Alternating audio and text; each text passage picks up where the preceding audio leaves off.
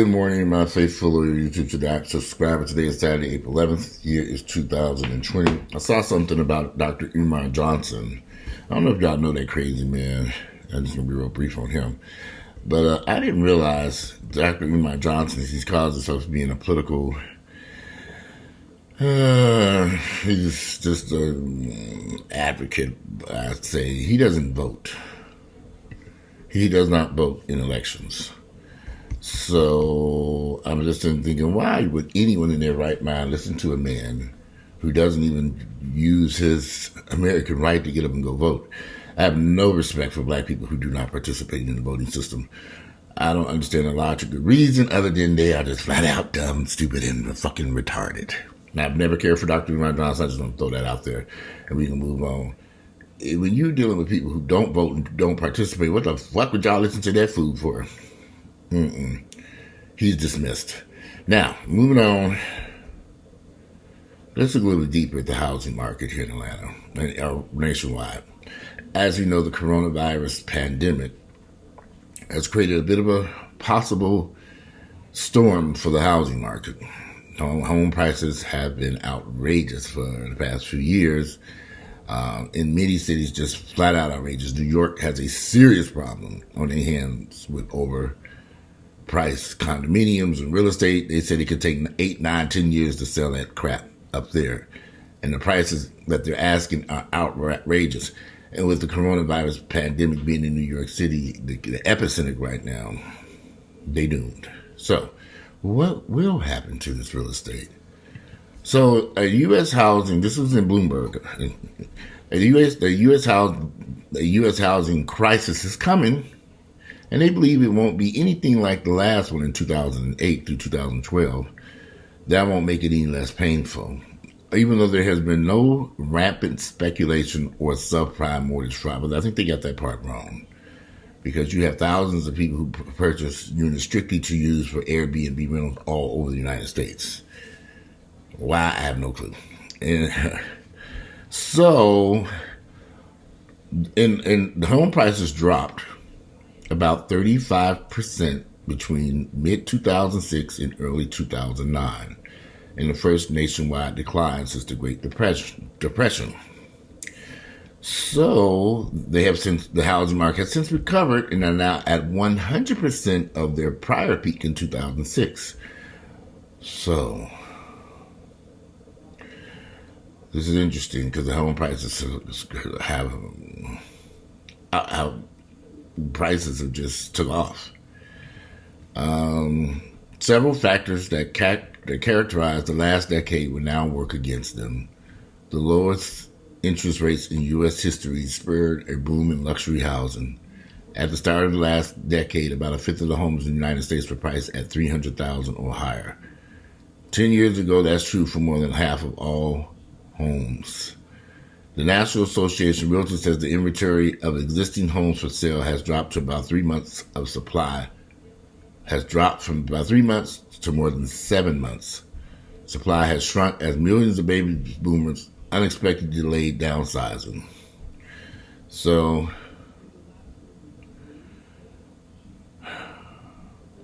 the recent reversal in the stock market has the potential to expedite the long-anticipated silver tsunami. So what they're saying is older people are now going to flood the markets with their homes trying to get rid of them because they need the cash. And that's where the problem's going to come in. In June 2019, Fannie Mae report tallied the number of homes owned by baby boomers and the generation that preceded it at about 46 million, more than a third of the 140 million home housing stock. So, upwards of 20 million homes will be hitting the market through the mid-2000s and 30s. So it's over the next 10 years. So they're expecting the market to be flooded with homes over the next couple of years. Now, whenever you have a bottom, here we are in the middle of the coronavirus pandemic is really just getting started. It takes a year or 2 to 3 before you reach the bottom. So people who are looking to buy homes and you're looking to buy now, I'd say hit the gas pedal and be patient. Let's see what happens this fall. You're going into Christmas time. Let's see what the loans look like. Let's see what the housing market looks like. Let's see what the prices look like. I drove through a neighborhood in the West End, Oakland City, to meet a buddy to give him something yesterday, the day before yesterday. This man has gone down there in the West End and bought a house over $700,000. He sold his home in Midtown and bought a house for $700,000 in the West End, which is unfathomable. He bought this house a couple of months before all this took place, back in February, March. He had his expensive ass house over there. And on his street, every other home is under some type of construction or renovation. On top of the houses that have been completely renovated that are for sale and vacant. I think he might have been the only person possibly living in any of those houses on the street other than some hood rats that have probably been there since the 60s or 70s. So as I drove through, I couldn't stay long because I was trying to take care of some other stuff. I drove up and down 2 streets over there. I saw was construction. And when, of course, we're in this pandemic, so no construction going on right now. But I saw a lot of stuff for sale, a lot of stuff being built and renovated, a slew of stuff. Just on 2 streets. And I was like, blown away by the level of construction over there. Houses $300,000, $400,000, $500,000, $700,000 in the West End. Yeah, that's unsustainable. And I think a lot of investors ran in there about just lost their minds purchasing these homes and really thought they were going to make a killing. And they didn't know anything about the coronavirus pandemic. COVID-21 was coming to visit Atlanta. And I guess it's just unfathomable. When you have that much investment, that many investors in the neighborhood, and then on top of that you got all these Airbnbs, Atlanta is in trouble with this real estate because you got, and as you forget West End, as you go down Briarcliff Road in Atlanta, let's just start at Briarcliff and Ponce de Leon. They got $1 million worth of development right there. A church they purchased, and they're making it into condos and houses and lofts, standing $1 million or whatever. At Briarcliff Road and Ponce. And if you keep down Ponce going towards into North DeKalb County, you see development after development, 700, 800, 900. It's like, who is buying this stuff? Who? They're all townhouses. So it's just a matter of time that these overpriced homes, and there's just too much of it. Now you're going through downtown Decatur, there's a bunch of stuff over there. You go into East Atlanta, Memorial Drive, they built stuff all up and down Memorial Drive from the Ruta to the motherfucking Tudor. From downtown Atlanta all the way to I-285, there's construction of enormous magnitude. Who is going to buy the stuff? Who? That means those prices come down. They have no choice but to bring those prices down. And as you drive into side streets, you see home renovations of various types, $4, $5, $6, $7, $8, $900 million in East Atlanta and East Lake, and it's like, okay. You go through East Lake, Oakhurst, Edgewood, outrageously priced homes, brand new construction everywhere as far as the eye can see. Who is buying this stuff? Then you go to DeKalb Avenue, you ride down DeKalb Avenue, construction after construction after construction, fives from the 6s. It's like, what in the world? You can drive all over town, and that's all you see. That's what you see. And they're going to be sitting like rocks. If any of it gets completed. Now, we can sit here. Now, I know many of y'all want me to make a lobby because these real estate agents, everything's going to be just fine. But transactions are being frozen. Lenders are putting stuff on hold. Sellers are putting stuff on hold. I mean, buyers, everybody's kind of hitting the brakes saying, we got to be cautious here because we don't know what the outcome of this is going to be. But I can tell you what the outcome is going to be. Some good damn deals in new construction. The fallout will always start with new construction because a lot of that stuff is going to get tossed back to the bank. The builder's going to wash their hands of it and say, I'm done. And the bank will pick it up and either finish the project very cheaply or take it back already completed. You got some good builders like Hedgewood Home and Brock. They've been down this path before. They already gonna run. I already know that. That's coming. They ain't about to lose their shirt with that shit. Brock Homes and Hedgewood Homes. They've been down. They've been down that path before. They're gonna make one phone call. That's all. Keys are under the mat. Click and out. And they have a ton of projects.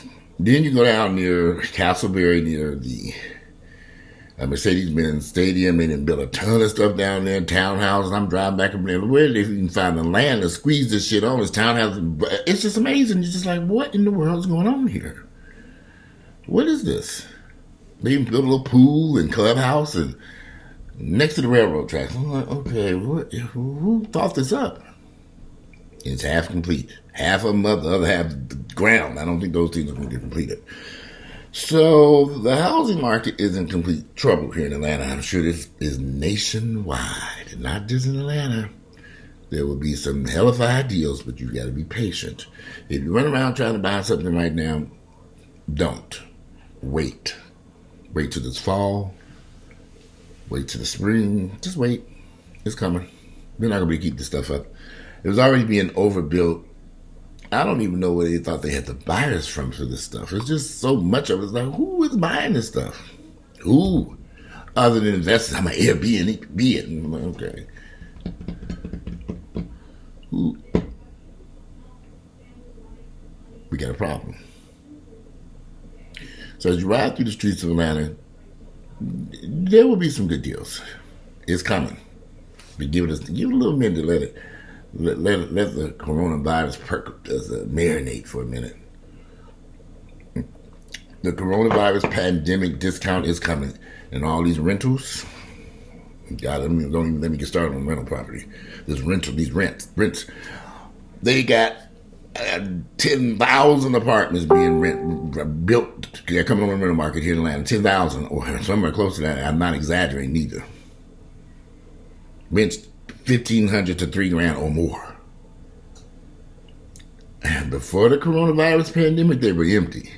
After the coronavirus pandemic, that shit got cobwebs in there. The price is going to have to come down. They're going to have to get that development back to the bank. The bank is going to have to sort it out and re-rent it out at a much lower price. I've seen this story before. I know how this is going to play out. And so be patient, you all.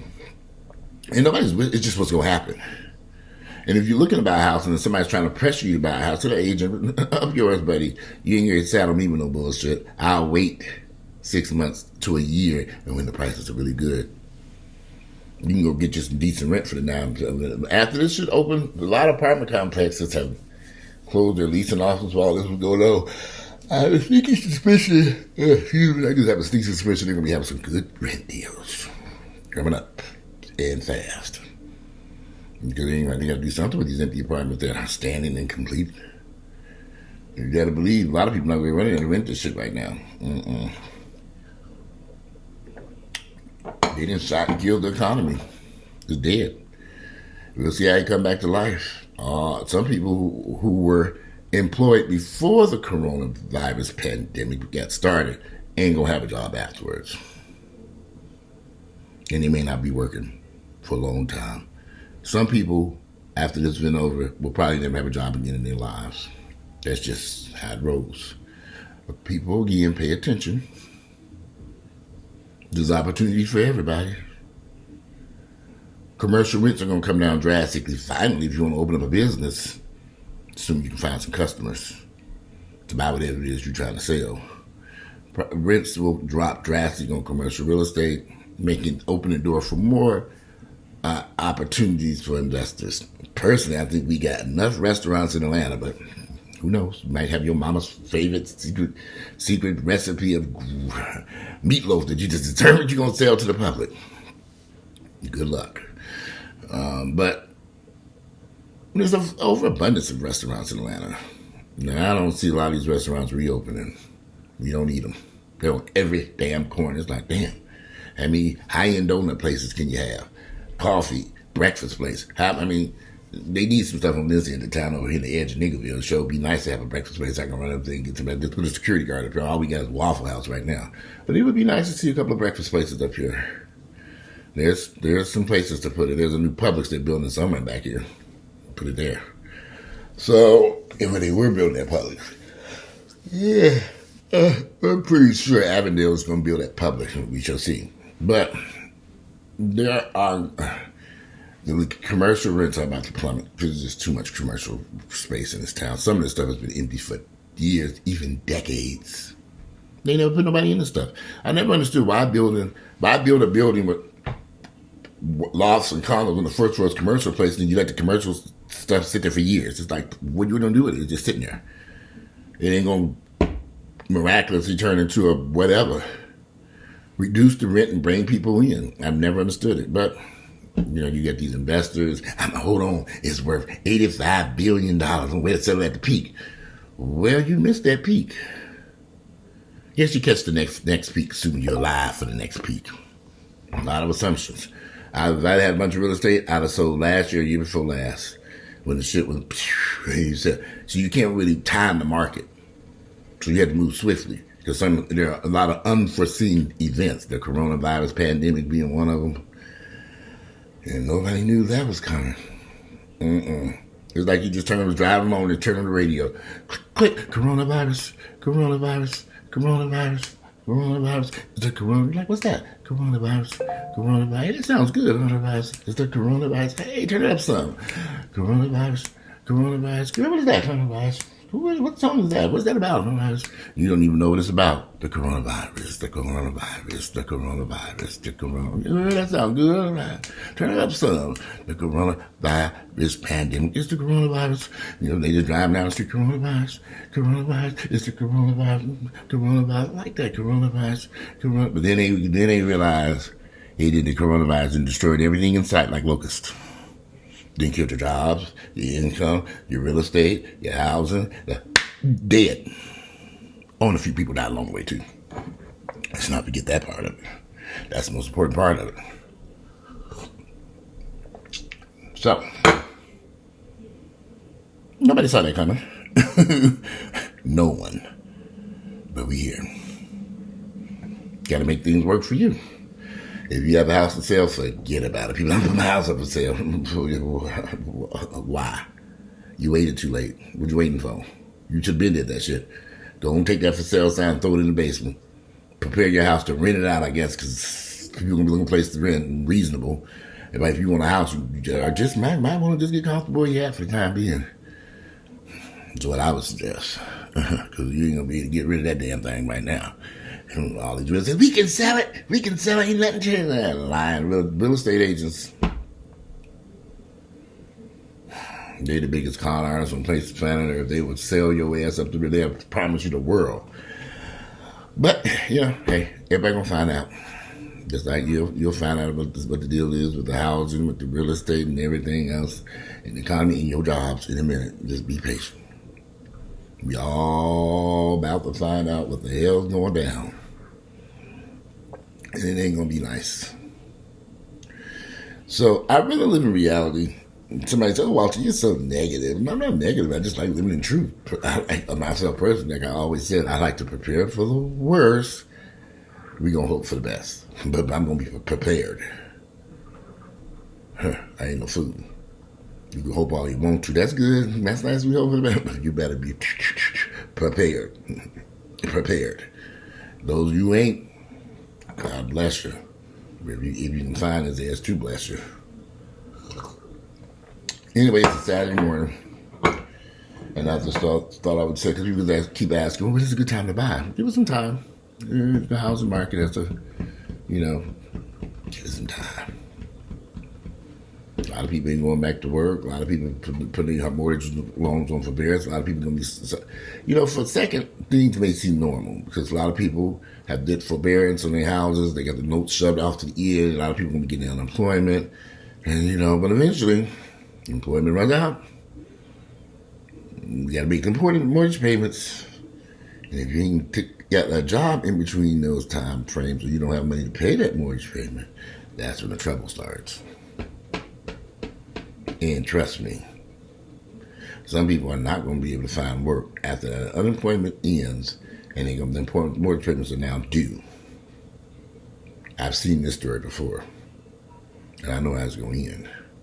So, again, that's just me being negative as usual. She's so negative. Gotta get some negative, Nancy. That's just negative. Anyway, I'm ready to cook me some breakfast, y'all. It is Saturday. It is April 11th, the year is 2020. I look forward to reading you all's comments and stuff like that and all that good stuff. Let me know what you think about the housing market. You know places like New York's dead in the water. New York has such an overabundance of stuff they built over there the last few years. I've read reports of many lenders, even before the coronavirus pandemic got started, many lenders had actually given back their condo units to the bank. They quietly did it. Oh, here, take the keys under the mat. Don't tell nobody. Oh my God, I don't want anybody to know I failed. But it is the word is getting out. Trust me. New York is in serious trouble up there with that overbuilt housing supply. All those deaths from the coronavirus pandemic going to leave a scar on the city. How can they get past that? I don't know. I've always liked New York to visit, but I've never wanted to live there. Nope, never crossed my mind to live in New York to visit for a weekend or two, a week, a few days. Bye, New York. On a plane, get the hell on. I couldn't live there. I think this is going to have a real negative impact on New Yorkers' mindset in their housing market, and New York is taking a hit. But it ain't over with yet. There will be some other cities taking hits too. We'll just see what happens. Anyway, I'm out of here, y'all. Enjoy your Saturday in quarantine. I'm out. Bye.